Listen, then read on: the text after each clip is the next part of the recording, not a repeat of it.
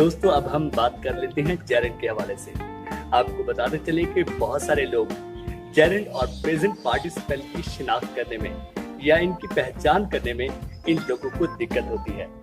मैं आज आपको कुछ ऐसी अहम ट्रिक्स बताने वाला हूं जिनकी मदद से आप जेरेंड को बआसानी पहचान सकोगे।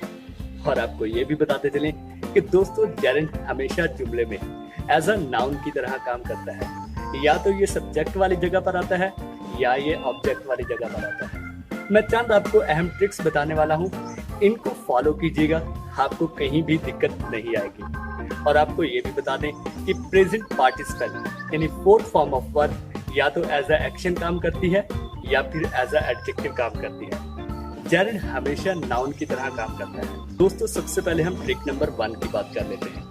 आपको बताते चलें कि जुमले का यानी किसी भी सेंटेंस का पहला ही वर्ड आईएनजी शक्ल में हो तो ये जेरेंड होगा। कुछ एग्जाम्पल देख लेते हैं। किताबें पढ़ना मेरा जज्बा है। Reading book is my passion. Swimming एक अच्छी आदत है। Swimming is a good habit. Painting एक अच्छा फन है। Painting is a good art. दोस्तों हमने अक्सर सिगरेट की डिबिया पर ये लिखा हुआ देखा है, smoking is injurious for health. यहाँ पर जो स्मोकिंग इस्तेमाल हुआ है वो एज अ जेरेंड के तौर पर इस्तेमाल हुआ है। दोस्तों अगर हम ट्रिक नंबर 2 की बात करें तो आपको बताते चलें कि अगर जुमले का आखिरी लफ्ज या आखिरी वर्ड आईएनजी शेप में हो तो ये भी जेरेंड ही होगा। बस आप लोगों ने ख्याल करना है कि ये वर्ब की तरह काम तो नहीं कर रहा, यानी किसी हेल्पिंग वर्ब के बाद तो नहीं यूज हो रहा। अगर नहीं यूज हो रहा तो आप ये समझ लें ये जेरेंड है। कुछ मिसालें देख लेते हैं। तुम्हें लिखना शुरू करना चाहिए। You should start writing. मुझे पढ़ना बंद करना चाहिए। I should stop reading. मैं गाना पसंद करता हूँ। I like singing. वो खाना पसंद करती है। She likes eating. दोस्तों ट्रिक नंबर 3 में हम बात कर लेते हैं कि हमेशा प्रपोजिशन के बाद जेरेंड का इस्तेमाल किया जाता है। कुछ एग्जाम्पल देख लेते हैं। वो डॉक्टर बनने में इंटरेस्टेड है। He is interested in becoming a doctor. Naseem लोगों में बात करने से घबराती है। Naseem is afraid of speaking in people. वो इनाम जीतने के काबिल है।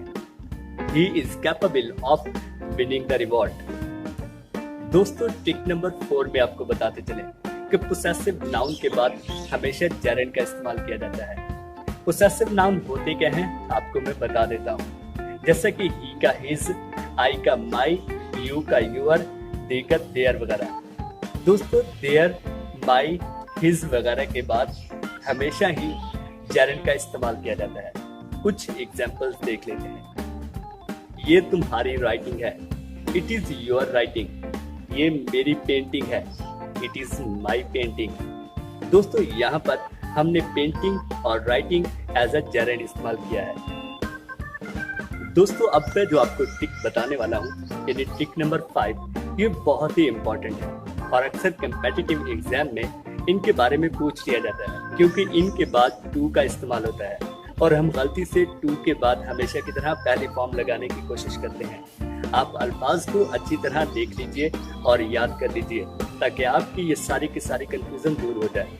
और अगर यही अल्फाज हो और बाद में टू भी हो तो आप लोगों ने जेरेंड का इस्तेमाल करना है। दोस्तों सबसे पहले यूज टू, इसी तरह अकस्टम टू, फिर एडिक्टिव टू, फिर हैबिचुएटेड टू और फिर कमिटेड टू। दोस्तों इन अल्फाज के बाद हमेशा जेरेंड का इस्तेमाल किया जाता है, लेकिन एक शर्त जरूर है कि इन अल्फाज से पहले किसी न किसी हेल्पिंग वर्ब का होना लाजमी है।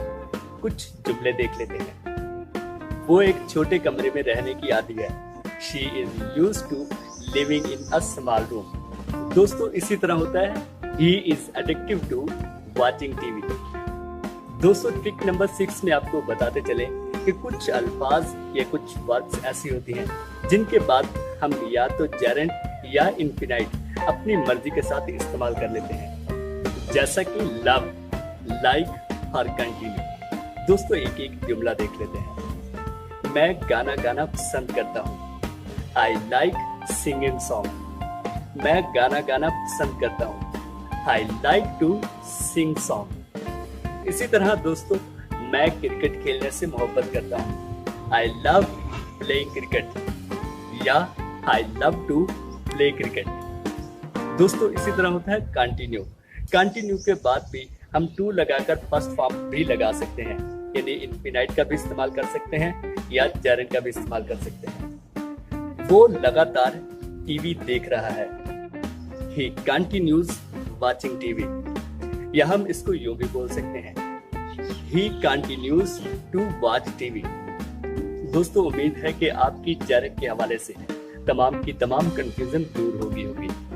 लेकिन आपको ये भी बताते चलें कि अभी ये बात यहीं पर खत्म नहीं। दोस्तों आपको ये भी बताते चलें कि कुछ वर्ड्स या कुछ वर्ब्स ऐसी होती हैं जिनके बाद हमेशा जेरेंड का इस्तेमाल किया जाता है। दोस्तों मैं आपको 60 या 70 के लगभग ऐसे वर्ड्स या ऐसी वर्ब्स के बारे में बताऊंगा जिनके बाद हमेशा जेरेंड का इस्तेमाल किया जाता है, और इनको हम एक स्टोरी की शक्ल में सीखने की कोशिश करेंगे। और आपको ये भी बता दें, ये स्टोरी बहुत ही खूबसूरत और बहुत ही फनी है।